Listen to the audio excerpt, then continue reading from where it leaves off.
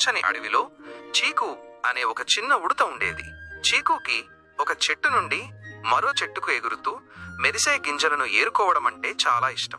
ఒక ప్రకాశవంతమైన ఉదయం తను ఎప్పుడూ చూడనంత పెద్ద గింజ ఒకటి చీకుకి దొరికింది. అది చూసి చీకు ఎంతో సంతోషపడింది. కాని హఠాత్తుగా సాయం కోసం ఏడుస్తున్న ఒక చిన్న గొంతు వినిపించింది. ఒక చిన్న పక్షి పిల్ల తన గూటి నుండి కింద పడిపోయింది. అది తిరిగి పైకి ఎగరలేకపోతోంది. చీకు తన దగ్గర ఉన్న మెరిసే పెద్ద గింజ వైపు చూసింది. తర్వాత వణికిపోతున్న ఆ చిన్న పక్షి పిల్ల వైపు చూసింది. చీకు ఆ పక్షికి సాయం చేయాలని నిర్ణయించుకుంది.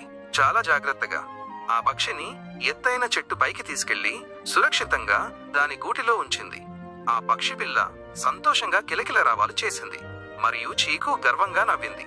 ఆ రోజు చీకుకి ఒక విషయం అర్థమైంది. పెద్ద గింజ దొరకడం కంటే ఒక స్నేహితుడికి సాయం చేయడంలోనే ఎక్కువ ఆనందం ఉందని. అప్పటి నుండి అడవిలోని అందరూ తనని దయాగుణంగల ఉడత చీకు అని పిలవడం మొదలుపెట్టారు.